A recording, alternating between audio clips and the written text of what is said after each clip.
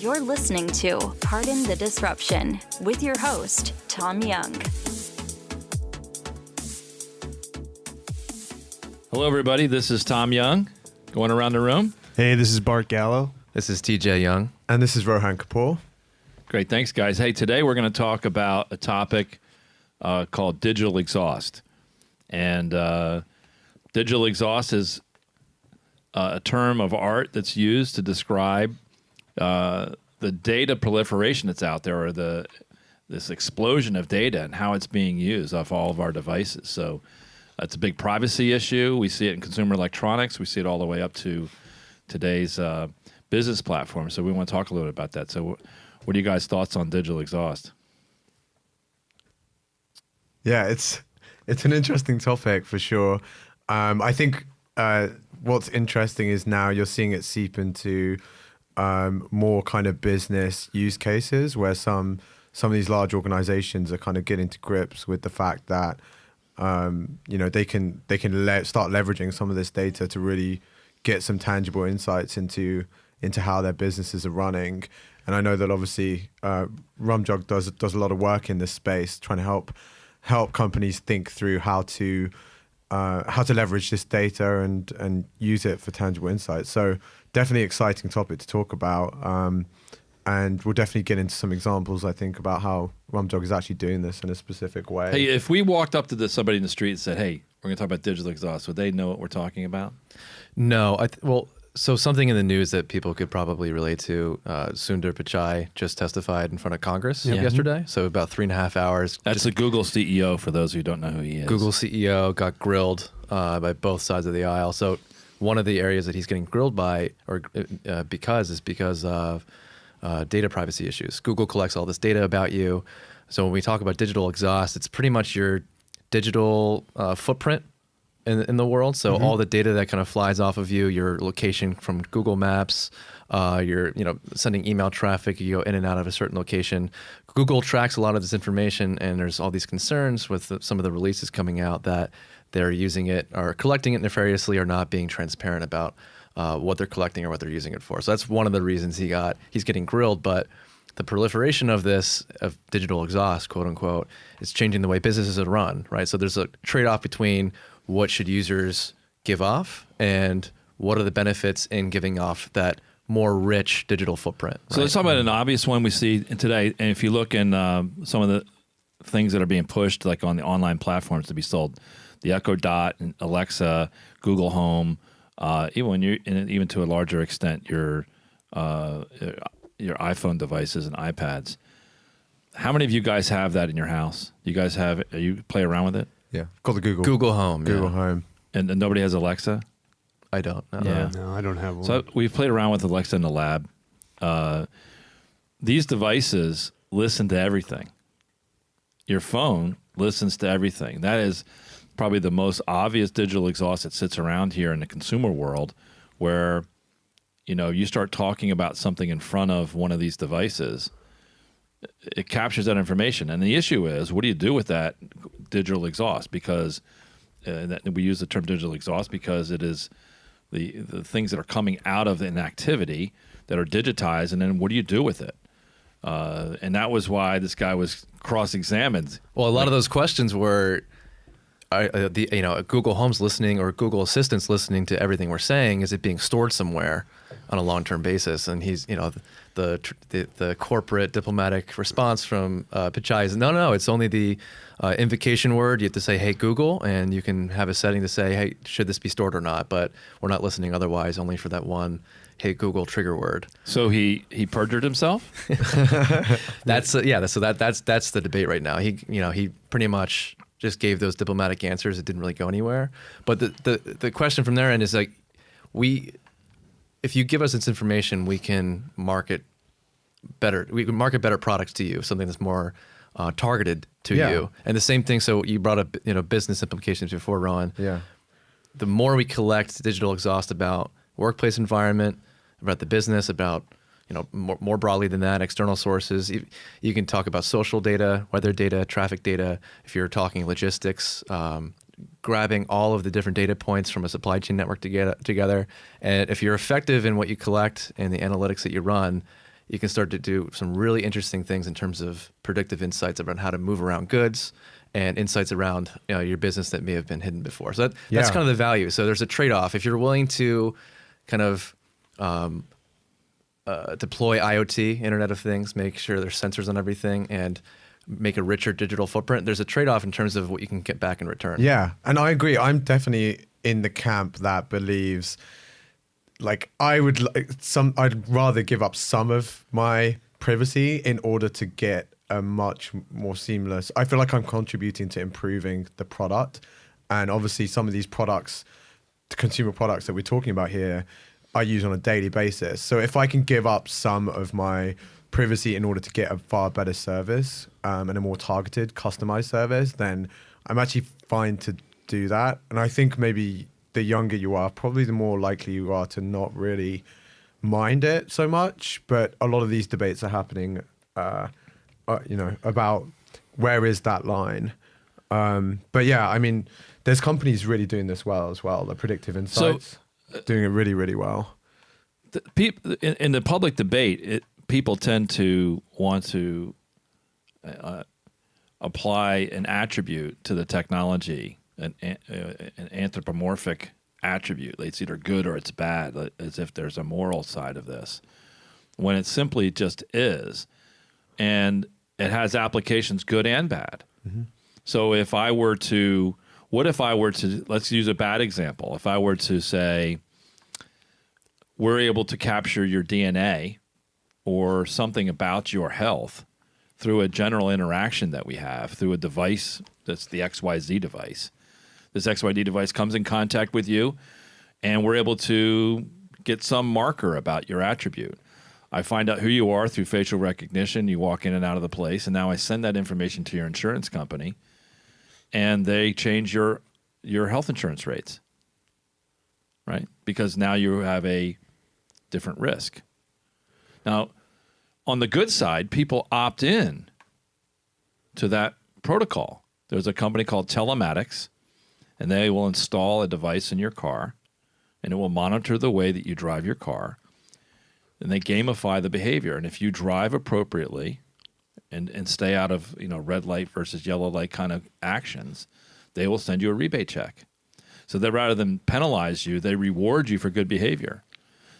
And people opt in, right? You even see it a simple way. Allstate will sell you insurance, and if you go accident free, they'll send you a check for $100. The way I see it, at least for the consumer example, I'm going to be, from an advertising standpoint, I'm going to get advertised to anyway. Mm-hmm. So why not make it more targeted? Yeah. And then just to take that example further for driving. So one end of the spectrum in terms of cultural view of privacy. So China, in general, the individual is more open to sharing data. It's kind of more of it's for the collective good over there. We covered this, Bart, before. I remember the Alibaba City Brain project we talked about with the client. Mm-hmm. So Alibaba's running this project. It's called City Brain, where they are partnering with the Chinese government to take control of the traffic lights and deploy monitoring networks so they can grab your smartphone GPS location, tap into all the traffic camera feeds, and be able to control the traffic lights for, I think it's Hangzhou is the district. Mm-hmm. They were given 104 traffic lights. And over the course of a year, they combined all this information, all this digital exhaust, run analytics, and they could control when to go green, when to go red, so it wasn't just a standard timer. And I think it was throughput, the overall speed increase for the city was 15% better. Wow. By letting this kind of the AI engine running the whole thing. But again, that's a culture where everyone's okay being watched on every intersection. They said they knew the position of every car in the district at all times. So it's like, are you okay with that for the potential benefit? If you remember, so the New Jersey Turnpike, I think it was a New Jersey Turnpike, they used to issue tickets. You would go in and get a ticket. You go to the exit you're going to, you give a ticket, and based on what... They still do that. For people who don't have Easy Pass. Technically, it's still there. Thank you. It's still there. But I'm telling you, when they initially started getting timestamps and cameras, they were calculating your speed, and they were discussing issuing traffic tickets. Oh, I remember that. Based on how fast you got. Based on how fast you got there. Yeah. So I get on the turnpike and I avoid all of the speed traps with radar detectors or whatever you're doing. I'm going 100 miles an hour. I get to my exit too fast, and they issue me a fine. That was a proposal at one point. So Yes, was that was. shot down? If it happened, it didn't happen for long. I don't think it happened. But the point is, this digital exhaust gets in the hands of do-gooders, and all of a sudden they want to start using it to modify behavior. You're talking about, I'm going to be advertised to anyway. That's the good side of it. You're going to improve your experience. But you put this information and power in the control of people who want to do good, and their good is your bad. I want to stop speeding, so I'm going to run these calculations and hand out tickets to people. For the traffic example, it's almost like trying to optimize the prisoner's dilemma. So everyone's trying to get to where they're going as fast as they can and screw everyone else around, behind them. At least in New Jersey, we're extremely aggressive. I don't care if I cut someone off and I cause a delay behind me. If I can get one more position up in traffic, Yeah. I'm taking it because I'm from New Jersey. Living close to the city just yeah. amplifies that. But if we have the Alibaba type brain here and we're somehow okay with it, or we have these monitoring systems, it would, some people may be losing, but the overall collective would get to work faster. Yeah. Yeah. Like, because, if he's going to cut me off, then I'm going to cut him off. Then prisoner's dilemma fails in that end. We have to all agree to all really do that. We all need to be kind of connected into some kind of system. Again, it's a very touchy subject, especially in America. Because the worst outcome is you decide to follow the rules and everyone next to you doesn't. Exactly, And then right. you lose big. Right. So Tom, maybe some examples that of ways that we've applied digital exhaust within some of our clients to kind of really help them. Some of the things we've done there would be really interesting, I think, for some of the viewers. The opportunities in business, at least the ones that I've been exposed to, tend to focus highly on the positive side. You can operate your business more efficiently, better. You can do better customer experiences.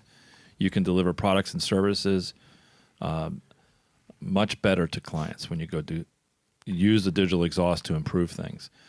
I think it's mostly in the consumer world and government side where you start to see the dystopian side of this. But in corporate world, for the most part, if you're doing business with somebody, think about if you go to a restaurant that you're a regular to. There's some sense of comfort if the wait staff, the maitre d', the restaurant owner, the cooks, they know you. There's some familiarity. And so you like to go there. That's why there's regulars at certain places like that. They like to be known. Well, you can use digital exhaust in that sense to create interactions with products and services in the corporate world so that the customer experience is like that. It's when I log into Amazon, or if I look at Netflix, or if I use even like, say, the cars now, which have a lot of software in them, it knows me. It knows what I want to do, and it's just a nicer experience. Right. So taking all of those data points that are generated, kind of pulling them all together to provide effectively a more customized approach, which seems to be the way that most of these companies are having to offer their customers, right? This mass customization. Digital exhaust is an amazing tool to enable you to do that. I think where a lot of the old businesses where we do our consulting with is the pivot from old analog style business models to digital business models it's not a clear pivot. So if you look at the services that you use today, everybody uses free services today, whether they use Gmail or Facebook or some of these free services. Even television is a free service. Mm-hmm. You are the product. If you're using something for free, you're the product. And the digital exhaust that comes off of that is used to then be sold to third-party interest where you're the product. So, and people are okay with that with modern TV. They know that the commercials are part of the free TV. You know when you're using Google search that Google's selling ads within the search feeds. And you're okay with that because, they offer a fairly impressive search engine, right? Mm-hmm. So they're not the only ones who do it, but everybody has a search engine that has some advertising to it. So there's the whole thing of how do you sell the digital exhaust? And firms like Facebook and Google and even modern broadcast television have figured that out. Other firms are going to start to figure that out. And that's where you're going to get into the tricky issues around the morality. Who owns that data?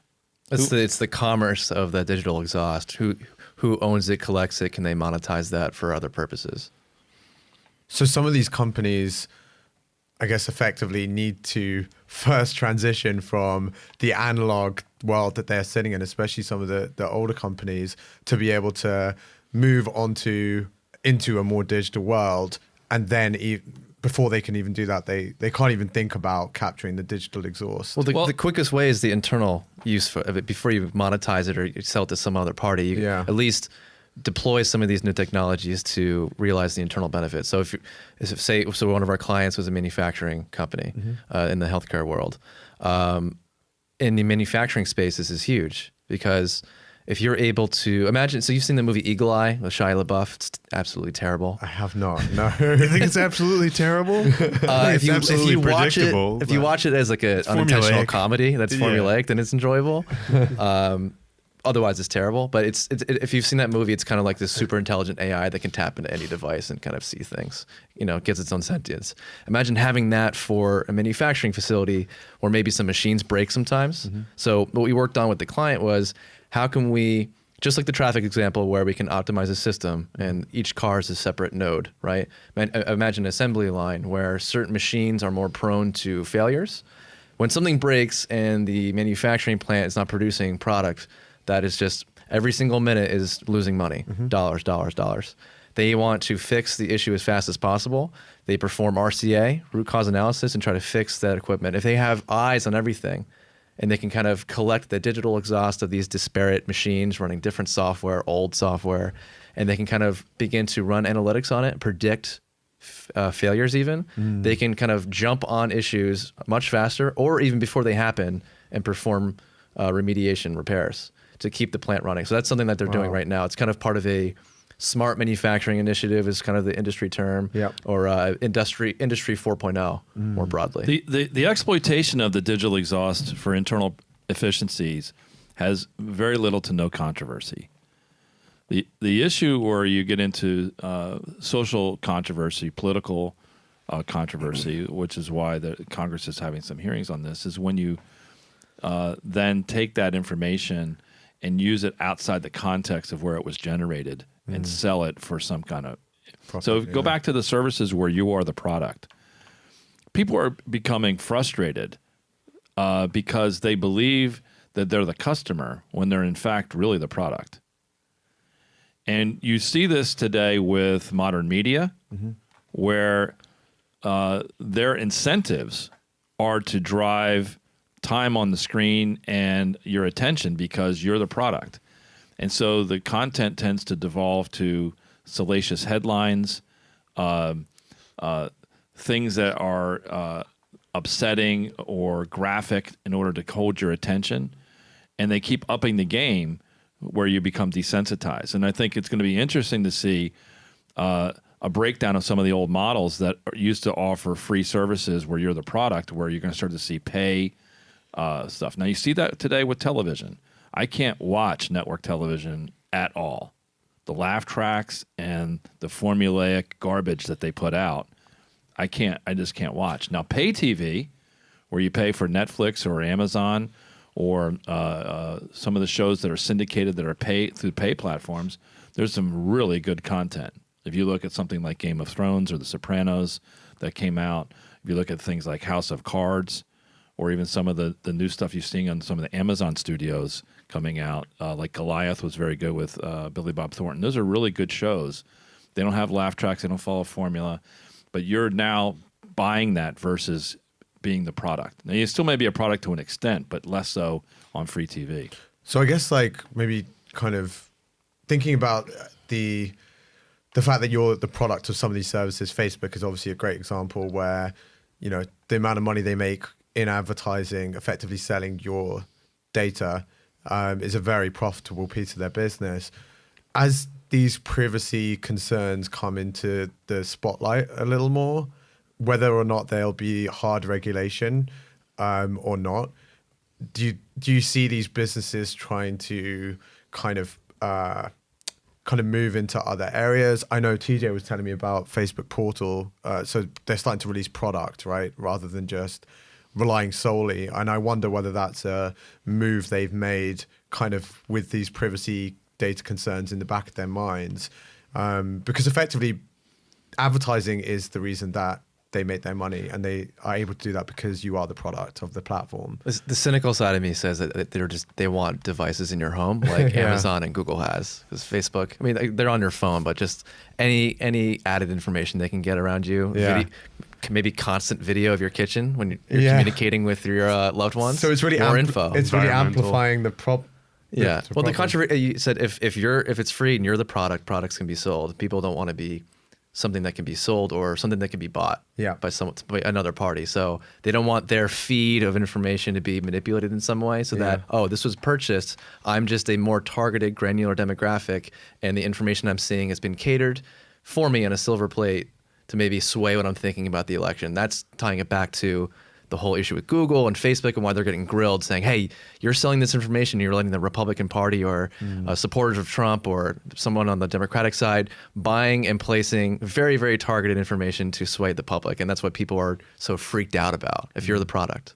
So there's a lot going on here with digital exhaust. It's a complicated subject, but I think the first thing that we would ask people to do who are thinking about this is just to be aware that it exists. And go through some thought exercises, whether it be in your business or your personal life, as where does digital exhaust exist and what you're doing and what's being done with it. And I'll tell you, in most cases, nothing's being done with it. The issue is there's an opportunity to do something with it, and you just need to be thoughtful about how digital exhaust is created, where it exists, and how it's exploited to your benefit or potentially to your detriment. And I would say in our consulting business, we tend to want to focus on how can we turn digital exhaust to a benefit to the organization broadly in terms of how they can operate more efficiently on the version 1. But then a version 2 instance would be then how to then exploit that into new business opportunities where you can change actually your business model. Great. So I think just to wrap up, I think a good exercise for people to do is to take some time when they have, whether they're driving or sitting having a cup of coffee thinking about it, just write down 5 things in your personal life where you see digital exhaust, what's happening. It could be security cameras. It could be your smart meters on your thermostat. It could be anything in your life around that. Think about in your personal life where you have this digital exhaust, and then go do the same thing in your business where you work. So like, for example, TJ mentioned we worked at a manufacturing company. All of the manufacturing lines create a tremendous amount of digital exhaust off these lines. And there was so much data, they just started deleting it because they didn't know what to do with it. Well, that's an example of digital exhaust that wasn't being used. It was being captured for a moment, but then they just deleted it because they didn't know what to do with it. So there's examples like that. Write those things down and then ask yourself this question. Can it be used? Can it be exploited to my benefit? And is there a risk for being exploited in the detriment? And you're going to find, as you educate yourself on this, there's a whole host of secondary and tertiary questions that are going to get brought up around digital exhaust. This is an interesting topic. It's not going to go away. It's going to be part of our landscape and culture, as evidenced by the congressional hearings with the Google CEO. So. Yeah. Great. Anybody have any parting thoughts? No, I think we talk so much about Facebook and Google because these are digital first companies that are very effectively using and selling digital exhaust. I think that the big value now are for some of these older companies, a manufacturing company, for example, to start to realize the value of this data, whether or not they delete it, or maybe if they are collecting it, they're storing it somewhere that's not accessible. Think about how these digital first companies are operating. And think about just the seamless, open nature of their back-end IT infrastructure. They can actually use this data freely. So it's not just sitting in pockets that are not being used. If those companies can start to really realize that they can change the way they can offer products and operate just much more faster in kind of this digital age. Yeah. So we'll talk more about this in future shows, specifically about how people need to start thinking about this in simple areas, even like in contracting, when you do third-party contracting for services, getting issues around who owns the digital exhaust, what are your rights around it, and understand how the digital exhaust created through interactive commerce is being used. And today, when we look at a lot of our commercial contracts, we see probably it's not spoken of explicitly or understood well. And so I think having conversations like this will help lead a better group understanding of how we should go operate with this. And we'll put a targeted Facebook campaign, advertising campaign on so we'll be targeting whoever's listening to this. It's a cool topic. And I think go through the exercise of listing some of the things. You'll be surprised at what's out there. Yeah. So great. Great. Thanks very much, everybody. Thanks a lot. Good stuff. Hey, thanks for listening to the show today, Pardon the Disruption. If you enjoyed our discussion, I'd invite you to head over to our homepage at www.rumjog.com. You can go there and check out our perspectives page and hear more podcast episodes, read some articles. It's some pretty interesting stuff. You can get access also to our Digital Disruption series. This is a meetup that we do mostly in New York and New Jersey area, where we discuss the impact of these technologies on our society and the way we live and work. We do this alongside of industry experts in various fields like crowdsourcing, automation, and blockchain, the technologies that are disrupting our world today. Anyway, if you like that, you can also follow us on social media at Twitter on the handle @RumJog. We look forward to hearing more from you. Thank you.